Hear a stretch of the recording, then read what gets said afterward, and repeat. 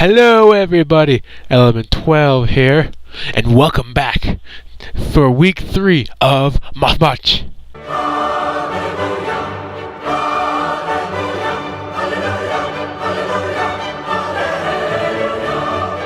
I'm still not getting tired of that. But yeah, this week we're going to be talking about 2 games, so let's get right in. First off, I'm talking about Fire Emblem, Path of Radiance. Fire Emblem Path of Radiance, known in Japan as Fire Emblem Soin no Koseki, also known as Fire Emblem Trial of the Blue Flame. I hope I'm pronouncing this right, I'm probably butchering these like crazy. Was released in Japan in April of 2005 and America in October of the same year. This game is where Ike came from. Everyone knows Ike. If you play Brawl, you know who Ike is. So this is where he came from. Ike is the son of a man named Grail, who owns a band of mercenaries, and he basically joins his father as being a mercenary, and then their neighboring city, they live in Chimera. They live in Crimea, and their rivaling city, Dying, I hope I'm pronouncing that right, attacks them, and the evil king of Dying is trying to take over and stuff. If you've played one Fire Emblem game, you essentially know the plot for all of them. There's countries. One of the countries is evil and mean and wants to take over the other ones, and the other one's like, nope, we're gonna freaking fight back, and they win. I hate to say it, but Fire Emblem games have very simple plots. But the plot doesn't matter. It's more about the gameplay and what stuff happens. But what's so different about this game? Well, unlike the first 2, which were released for the Game Boy Advance, this is the first one on a major console, released on the Nintendo GameCube. That little lunchbox, that purple lunchbox, yeah, it was for that. It was the first full 3D game, or I guess 3D in all, because none of them were 3D before this point. But it was the first 3D Fire Emblem game, and honestly, it's probably one of the best of all of them. It was one of my favorites for the longest time. What's good about this game? Well, there's a lot of it sticks to the basic Fire Emblem formula. Like, you have to think really hard to get to your solutions, and you have to make sure to keep your guys alive, and stuff like that. And one big thing about this game, I mentioned in Sacred Stones, they introduced the Manichetes. In this game, there are Lagoos, which Lagoos are humanoid people, are humans that turn to animals. If you remember like the Manichetes from the last time, they're kind of like that. Because there's different types of them. There are cats, which there's like an actual like little kitty cats, and there's actual tigers. And then there are birds, the different birds. There's herons, there's ravens, there's hawks, and then there's dragons, which are basically kind of like the Manichees from the last game, except for they function a little bit differently. But I don't know, that makes it really fun. I love them. And obviously the story is pretty fun. It's pretty simple. There's a character named the Black Knight who's introduced in this game, who's a pretty popular character, and I'm not gonna say too much. Like I said, I'm keep all these spoiler free, so I'm not gonna say any spoilers about any of these games. But this one's pretty fun. Black Knight's a really cool character, really cool dude. The evil King Ashnard, I can say he's evil, because that's pretty self-explanatory from the beginning. But yeah. So what's the bad things about this game? Well, not many. This is honestly one of the best of the series.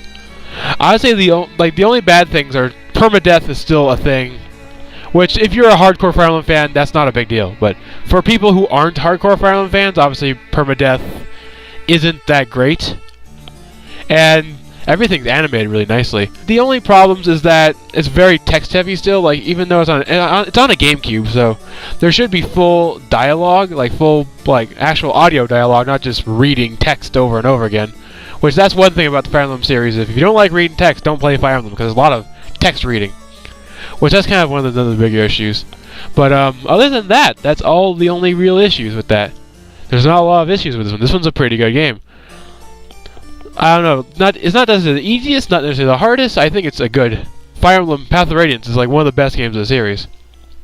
So, will Ike and the Grail mercenaries defeat the Mad King Ashnard? Well, it's kind of obvious. Well, yeah, they're the main characters. They kind of have to. But for all those people who wanted one, and most of the people who didn't, there is a sequel, which is what I'm going to be going over right now, which is Fire Emblem Radiant Dawn. Fire Emblem Radiant Dawn, or known in Japan as Fire Emblem Akatsuki no Megami, which translates to Fire Emblem the Goddess of Dawn, is a game released in Japan in February 2007 and released in America of November of the same year. This game is for the Nintendo Wii! So obviously you would expect a really higher end style game and a really magical, awesome thing, right? Well, let's just see. This game takes place 3 years after the events of Fire Emblem Path of Radiance. While both countries, Crimea and Dian, are both recovering from the war, there are some rebels from Dian, referred to as the Dawn Brigade, headed by Micaiah and Soeth, which Micaiah's new. Soeth is actually an optional recruit from Path of Radiance. So that's kind of weird. Dedicate a game to him? What? Why the hell? I don't know. But they team together with their own little rebel group to try to take on the remaining Dian forces, because there's a lot of Dian forces that are just kind of scattered around from the war.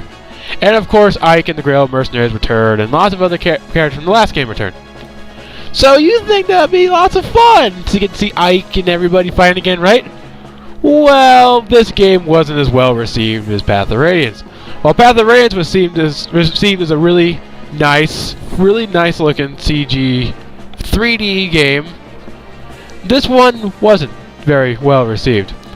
One of the biggest issues that a lot of people felt, and I felt honestly, is that the graphics and the gameplay itself didn't really hold up to like a Wii game. Like Wii games at the time were stuff like Super Mario Galaxy and Twilight Princess were looking really gorgeous games, really fluid animations, everything. This game still kind of felt like they didn't do anything to really improve on it. Like, it felt like a lot of the graphics were almost the same as Path of Radiance, just slightly prettier looking. So that was a really big complaint. Another complaint is that the game took a major spike in difficulty, which a lot of the games are difficult, but this one is really unforgiving in its difficulty, which honestly it frickin' was. I had to reset like a million frickin' times in order to actually beat the game while keeping all my dudes. And also, my biggest complaint about the game, a lot of people don't really talk about this too much, but my personal biggest complaint is that the game felt like it was way too long. Like, the game's cut into like 4 different parts. And like each part, like some of the parts are shorter, but some of the parts feel like they go on forever. And just the villain, I'm not going to say much about the villain because the villain's sort of a surprise, but it's honestly not very much of a good surprise. The villain's kind of boring once you actually see what the villain is. Like, yeah, whatever. This is a villain, big deal. I don't know. Obviously, the permadeath is still really annoying. I don't know, a lot of the characters, they felt like, I don't know. There's a lot of the old characters from the old game are still there. A lot of new ones. A lot of times it feels like there's way too many characters, and there's not much you can really do with so many freaking characters. But as some people can figure out ways of doing that. Those are the biggest complaints about the game. A lot of the complaints are mostly just like it didn't feel too different. But if you're not looking for a game that's really majorly different, if you're looking for I want just a plain Fire Emblem game. I don't want anything too crazy, too revolutionary. I just want plain old Fire Emblem. I just want like a direct sequel for Fire Emblem. You can. It felt like this game was a GameCube game. Like there was no use of Wii motion controls. The graphics aren't that amazing compared to other Wii games that are out at the exact same time. It just felt like this game was literally just a GameCube game that they're working on, and just like, you know what? Throw it on the Wii. We have a Wii, we can use it. I don't know, I think kind of the same thing with a few other games, like Super Paper Mario was kind of the same way too, where this doesn't feel like a Wii game, it feels like a GameCube game. But whatever, they're on the Wii. That's my take on Fire Emblem Path of Radiance / Fire Emblem Radiant Dawn. Next week, on the 4th Sunday of March, we'll be talking about Fire Emblem Shadow Dragons. I'll see you guys next week on day 4 of March.